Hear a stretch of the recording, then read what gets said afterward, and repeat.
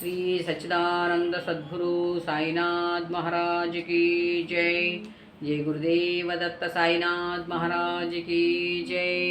जय कार्तीक दामोदराय नमः। సాయి స్వరూపులారా, ప్రేమ స్వరూపులారా, అందరికీ నా ఆత్మీయ వందనం. మనం కార్తీక మాసాన్ని ఆచరించడం వల్ల కలిగేటువంటి ఫలాన్ని మనకి చిట్ట చివరిలో తెలియస్తూ, ఈ కార్తీక మాసంలో మళ్ళా పోలిపాడ్యమని వస్తుంది. చాలా అద్భుతంగా మనం ఇన్ని నెల రోజులు పెట్టినటువంటి దీపాలని అరటి దోన్నల్లో పెట్టి దొప్పల్లో నదీ జలాల్లో వదలడము అలా చేస్తూ ఉంటారు. నదీ జలాలకు వెళ్ళేటువంటి అవకాశం లేని వారు తమ ఇంటిలోనే ఒక టబ్ లాంటిది పెట్టుకొని ఆ అరటి దోణల్లో దీపాలను వెలిగించి ఆ నీటిలో వెలిగిస్తారు. దాని గురించి కూడా మనం చెప్పుకునేటువంటి ప్రయత్నం చేద్దాం. ఇక్కడ ఈ సౌనకాది మహాముని తెలియజేస్తూ ఉన్నారు. ఈ నైమిసారణ్య ఆశ్రమంలో సౌనకాది మహామునులకు అందరికీ సూత మహాముని తెలియజేసిన విష్ణు మహిమను, విష్ణు భక్తుల చరితములను విని ఆనందించి వేయినోళ్ళ కొని ఆడారు.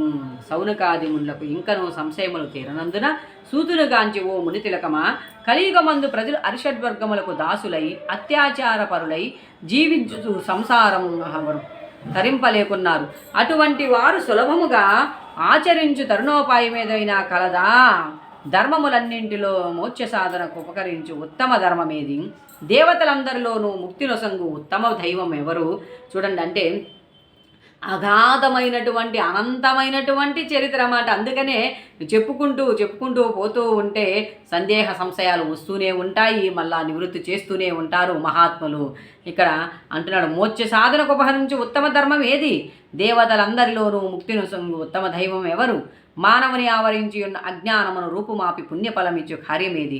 ప్రతి క్షణము మృత్యువుని వెంబడించుచున్న మానవులకు సులభముగా మోక్షము పొందగల ఉపాయమేమి? హరినామస్మరణ సర్వదా చేయుచున్న మేము ఈ సంశయములతో ఉన్నాము కాన దీన్ని వివరించి తెలియజేయమని కోరారు. అంత సూతుడా ప్రశ్నను ఆలకించి, ఆయనకి ఎంత ఓపిక, ఎంత ఇది చూడండి. ఎటువంటి సందేహాన్ని వచ్చినా నివృత్తి చేసేందుకు సదా సంసిద్ధుడై ఉన్నాడు సూత మహాముని. అంతే శ్రద్ధగా వింటూ ఉన్నారు సౌనకాది మహామునులు కూడా. ఓ మునులారా, మీకు కలిగిన సంశయమును తెలుసుకొనగలసినవే. కలియుగమందలి మానవులు మందబుద్ధులు. క్షణిక సుఖములతో నిండిన సంసార సాగరమును దాటుటకు మీరడిగిన ప్రశ్నలు మోక్ష సాధనములు కాగలవు. నిజమేనాయనా? ఈ కలికాలంలో ఎలా ఉంటారంటే క్షణికమైనటువంటి సుఖాల పట్ల ఆకర్షితులై శాశ్వత సుఖాన్ని, శాశ్వత ఆనందాన్ని మరిచి జీవించేస్తారు కలియుగ పురుషులు. కాబట్టి మీరు ఇది అడిగినటువంటి ప్రశ్నలు వాళ్ళకు ఉపయోగకరంగానే ఉంటాయి. కానీ కార్తీక వ్రతం వల్ల యాగాది క్రతువుల్లో వచ్చిన పుణ్యము దాన ధర్మ ఫలము చేకూరును. కార్తీక వ్రతము శ్రీమన్నారాయణకు ప్రీతికరమైన వ్రతము. ఇది అన్ని వ్రతముల కంటే ఘనమైనదని శ్రీహరి వర్ణించి ఉన్నాడు. ఆ వ్రత మహిమను వర్ణించుటకు నాకు శక్తి చాలదు నాయనా. అంతేకాదు, సృష్టికర్తయ్యకు ఆ బ్రహ్మదేవుడిని కూడా సఖ్యము కాదు, అయినను సూక్ష్మముగా వివరించెదను. కార్తీక మాసమునందు ఆచరించవలసిన పద్ధతులను చెప్పుచున్నాను, శ్రద్ధగా ఆలకింపుడు. కార్తీక మాసమున సూర్యభగవానుడు తులారాశి యందు శ్రీహరిపై ఉన్నప్పుడు శ్రీహరి ప్రీతి కొరకు మన ముక్తికి కలుగుటకై తప్పనిసరిగా నదీ స్నానమును చేయవలెను. మరి దేవాలయానికి వెళ్ళి హరిహరాదులను పూజింపవలను. తనకున్న దానితో కొంచెమైనా దీపదానము చేయవలను. ఈ నెల రోజులు కొన్ని చెప్పున్నారు అప్పటి కాలధర్మం ప్రకారం. కానీ ప్రస్తుత కాలంలో అవి పాటించేదానికి కుదరదు. వితంతువు వండిన పదార్థాలు తినకూడదు. రాత్రులు విష్ణాలయం కానీ శివాలయం కానీ ఆవునేతో దీపారాధన చేయవలను. ప్రతిదినము సాయంకాలము పురాణ పఠనము చేయవలను. ఈ విధముగా చేసిన సకల పాపము నుండి విముక్తులై సర్వసౌఖ్యములను అనుభవింతురు.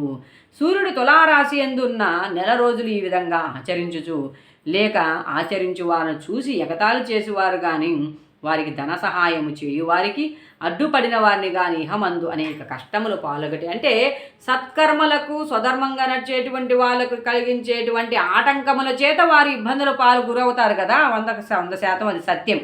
అదే చెప్తూ ఉన్నాడు సూత మహాముని కూడా. యమకింకర్ల చేత అటువంటి వాళ్ళు నానా హింసలు పాలవుతారు. అంతేగా కట్టివారు 100 జన్మలకు చండాలాది హీన జన్మలెత్తుతారు.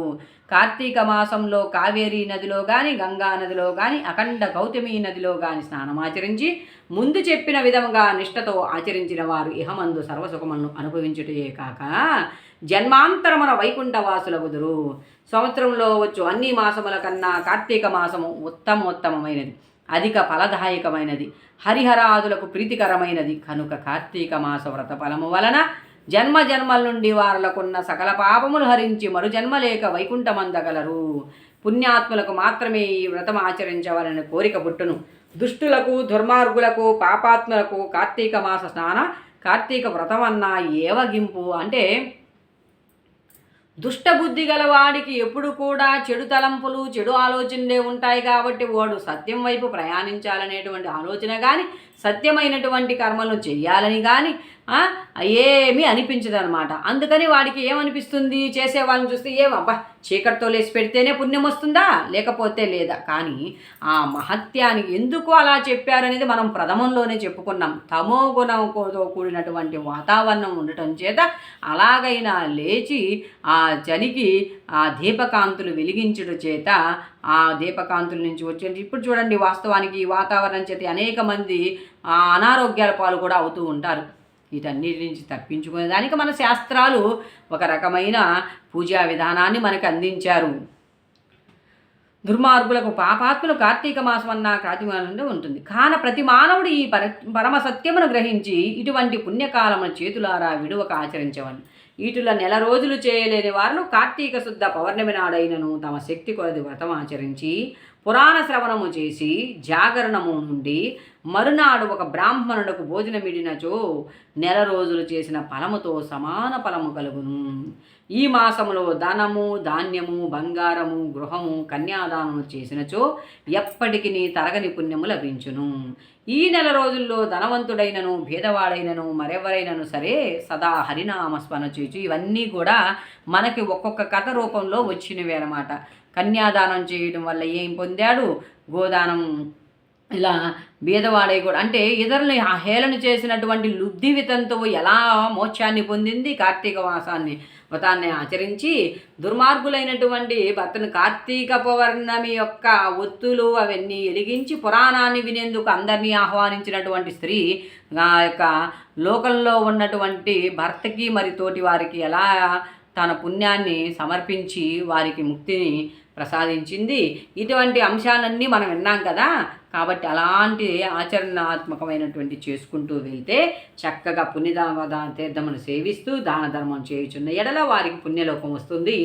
ఇప్పుడు వరకు ఈ కథలన్నీ శ్రద్ధగా విన్నవారిను మరియు చదివిన వారికి శ్రీమన్నారాయణుడు సకల ఐశ్వర్యాల్ని ఇచ్చి వైకుంఠ ప్రాప్తిని కలుగజేస్తాడట.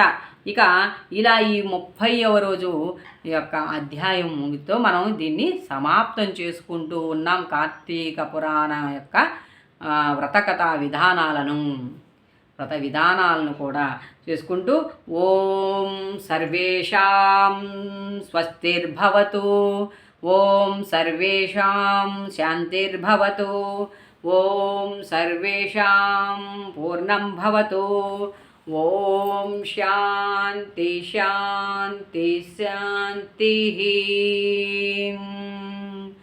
సర్వం శ్రీమన్నారాయణార్పణమస్తు, సర్వం హరిహరార్పణమస్తు.